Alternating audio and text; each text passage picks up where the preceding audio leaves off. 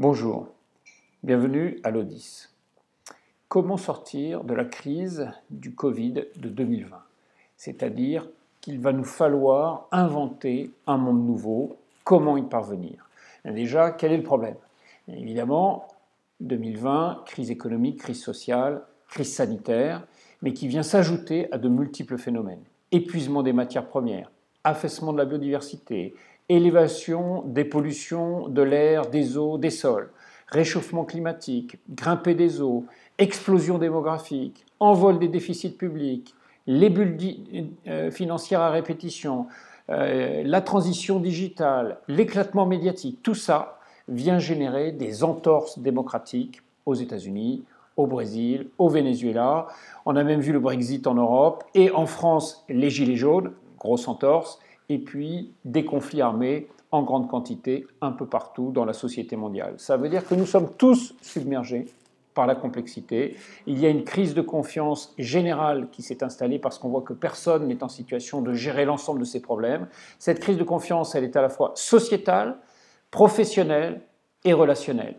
Et elle vient engendrer des besoins renforcés. Il nous faut nous écouter les uns les autres beaucoup plus désormais que par le passé.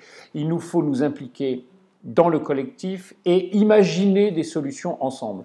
Alors ça, c'est beaucoup plus vite dit que fait. C'est-à-dire qu'il va nous falloir, pour bâtir des solutions ensemble, traiter de l'intelligence économique, activer notre intelligence économique. Ça veut dire construire une analyse prospective, se projeter ensemble dans un avenir commun. Pour ça, il nous faut être en lien avec des grands connaisseurs, des sachants, des gens qui sont en situation de veille de ces phénomènes, qui les connaissent pour décrypter le réel. Ça, c'est l'intelligence économique. Il nous faut par ailleurs de l'intelligence collective. L'intelligence collective, c'est la capacité à réfléchir ensemble avec des porteurs d'idées, des porteurs de signaux faibles pour inventer des solutions techniques. Mais aussi, il va nous falloir de l'intelligence sociale, c'est-à-dire la capacité à impliquer tout le monde dans la réflexion collective, pas seulement des porteurs d'idées, mais tout le monde, ceux qui ont des fausses bonnes idées, ceux qui ont des vraies fausses bonnes, des fausses vraies bonnes. Où sont les bonnes idées? On ne le sait pas tant qu'on n'a pas posé tous les problèmes tous ensemble, donc il faut une grande mécanique de dialectique sociale et sociétale avec toutes les parties prenantes de façon à augmenter les consciences de chacun d'entre nous, conscience de l'ensemble des phénomènes que l'on a listés tout à l'heure.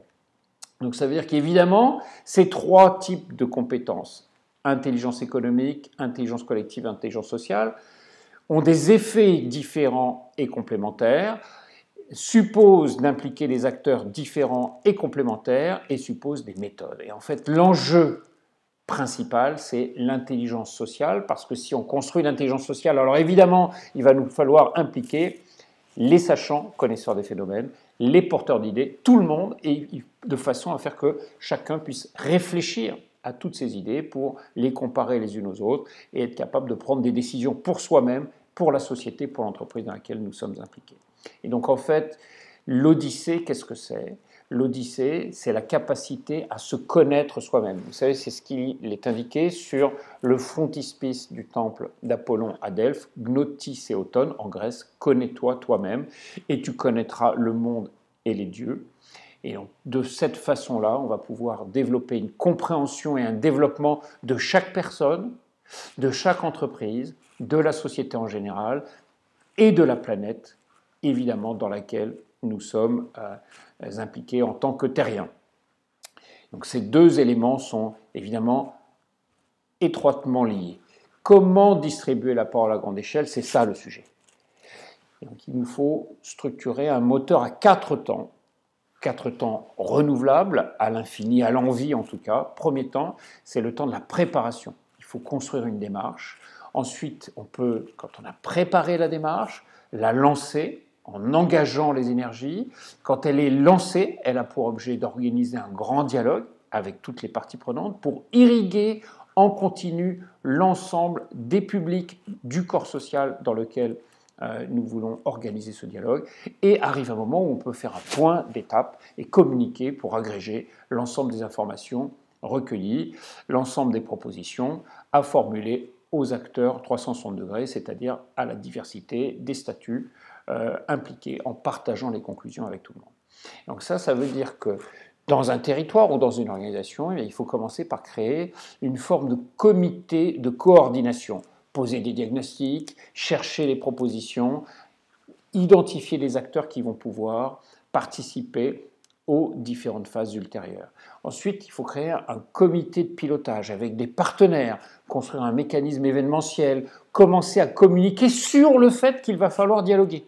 Donc il faut réunir les conditions de ce dialogue à ce moment-là, de façon à faire qu'ensuite, les communautés puissent réfléchir ensemble avec leurs propres animateurs, en partageant l'information de façon à produire leur propre rapport et que l'ensemble puisse être agrégé progressivement pour faire en sorte qu'arrive un moment, on puisse bâtir un système d'analyse transversale qui formate des propositions à destination de tout le monde, des propositions de décision, mais aussi des programmes d'engagement, des projets, des idées innovantes, des projets innovants à tous les étages. Comment faire ça? Eh bien, pour la phase préparatoire, il faut une expertise, il faut faire de la recherche et du développement en sociologie appliquée. Pour engager les énergies, il faut construire un réseau qui porte cet intérêt général, qui montre qu'il est dans une envie forte, une résolution ferme de construire avec tout le monde, dans le respect de toutes les personnes, tous les faits, toutes les idées. Pour construire ce grand dialogue, il nous faut une plateforme qui possède et met à disposition des outils de dialogue, d'études, d'évaluation, de responsabilité sociale. Et pour construire de la communication, il faut de la formation pour transférer des compétences, pour être capable de reprendre l'ensemble des informations qui ont été recueillies et les transformer en mécanismes de retransfert pour former d'autres acteurs à aller encore plus loin dans la compréhension, dans la formulation de diagnostics partagés. Donc pour ça, eh bien, nous, pour ceux d'entre vous qui connaissaient déjà l'Odyssée, nous avons l'ODIS, Observatoire du dialogue et de l'intelligence sociale, qui porte cette expertise. Nous avons les Amis de l'Odyssée, l'ONG créée en 1990, qui regroupe des acteurs qui sont des amis du dialogue. Pour la plateforme, nous avons la plateforme Odyssée depuis une quinzaine d'années maintenant, depuis 2002.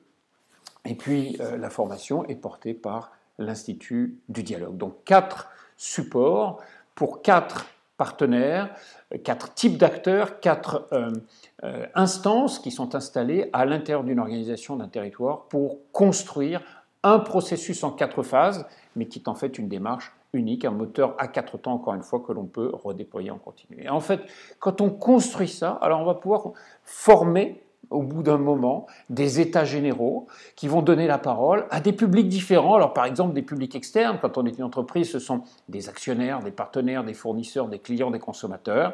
Ce sont évidemment des salariés, quand on est une entreprise, une collectivité territoriale. Les juniors sont ceux qui viennent d'intégrer il y a peu de temps, moins de 6 mois, moins d'1 an, qui sont encore dans un étonnement, une fraîcheur de compréhension et une envie de transformer les choses. Ceux qui ne sont pas cadres et qui sont là depuis longtemps, ceux qui sont cadres avec des fonctions managériales, et puis les seniors qui sont déjà partis à la retraite, mais qui ont conservé un lien avec l'entité, qui ont envie de continuer à la faire vivre en apportant leur propre savoir, leurs propres expériences complémentaires, leur recul n'étant plus engagé dans la carrière. Et puis les syndicats, évidemment. Alors, parmi les syndicats, il y a les non-cadres, il y a les cadres, les dirigeants, et puis il y a les non-syndiqués, et puis il y a les citoyens. Les citoyens, ce sont les gens qui sont dans les écoles, dans les associations, dans les collectivités territoriales, les collectivités publiques, qui sont lecteurs d'un média, téléspectateurs, auditeurs. Donc tous ces acteurs peuvent être regroupés par collège, au moins ne serait-ce que pour entendre la diversité des avis, pour ensuite mieux les associer les uns aux autres et faire en sorte que tout le monde puisse être dans une logique de dialogue, une logique d'étude du corps social, une logique d'évaluation de chaque personne pour faire converger l'ensemble des acteurs dans la responsabilité sociale et sociétale de l'entreprise, du citoyen, donc de la personne, le citoyen étant celui qui agit comme étant responsable de toute la cité.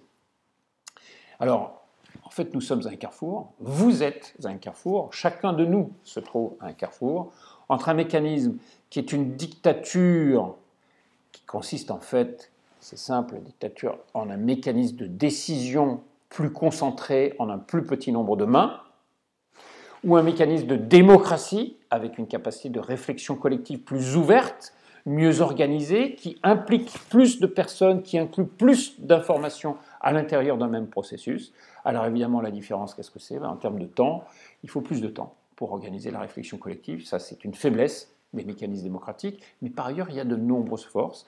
Premièrement, on partage beaucoup mieux l'information avec plus de personnes. Si on partage l'information, on va pouvoir mieux partager la compréhension des phénomènes. Si on partage la compréhension des phénomènes, des diagnostics, des problèmes, on a plus de chances de partager des projets, c'est-à-dire d'être d'accord sur des solutions à mettre en œuvre ensemble. Donc là, à ce moment-là, si on partage des projets, il y a une cohésion sociale, une convergence des énergies, on est capable d'innover plus et on est capable de développer une prise en main plus grande de l'ensemble des enjeux. Et donc c'est ça la démocratie, c'est la capacité à réfléchir ensemble et à faire réfléchir ensemble. Il vient donc à vous maintenant, citoyens responsables de la cité, de votre entreprise, de votre territoire, d'organiser votre odyssée de votre entreprise, de votre territoire, de votre association. Et c'est comme ça que tous ensemble, nous pourrons organiser le dialogue et l'intelligence sociale dans la société et l'entreprise. Citoyen, lève-toi.